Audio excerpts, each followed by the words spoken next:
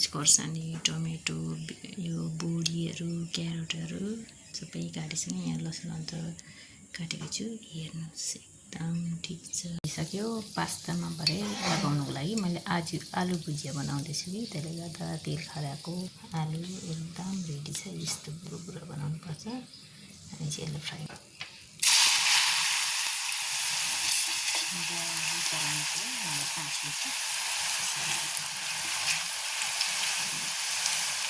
लो आलु भुजिया चाहिँ एकदम तयारी भएको छ। अब रेडी भयो आलु भुजिया। तेल खारिसक्यो। लाउँदैछु अलि लसुन अलिक फ्राई गर्नुपर्छ। यतिको भएपछि प्याज लाउनुपर्छ। यो प्याज पर्दैन धेरै बनाउनु, तल आफै पाक्नु थालेछ, आफै खुसिहाल्छ।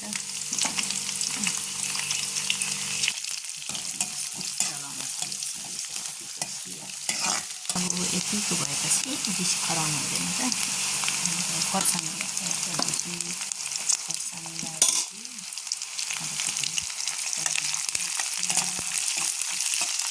खोर्सानी लगाइसकेर त्यति भएपछि टमेटोहरू लाउँदैछु। अब टमेटो लगाइसक्यो।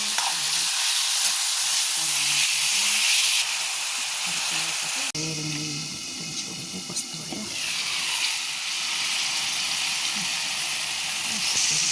यतिको भइसक्यो। अब चाहिँ चलाउनु पर्यो।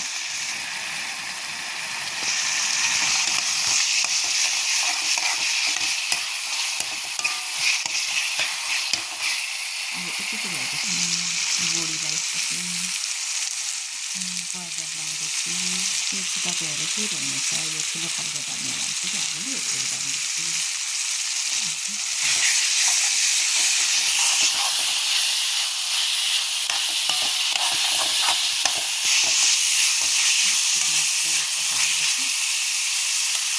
टेस्टिङ पाउडर टेस्टिङ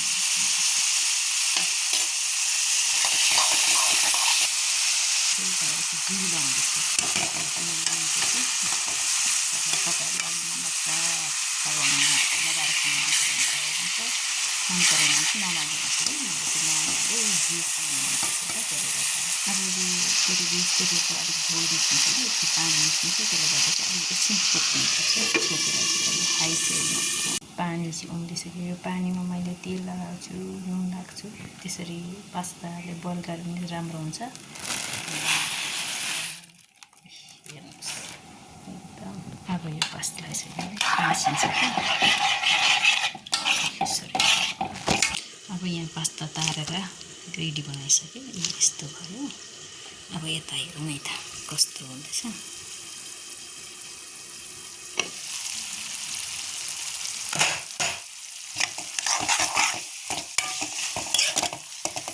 यता पनि एकदम पास्तामा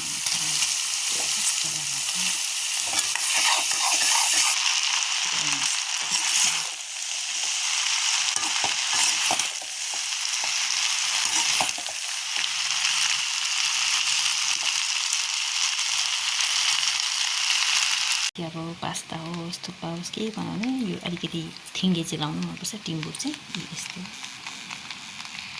अब सर्भ गर्दैछु। हेर्नुहोस्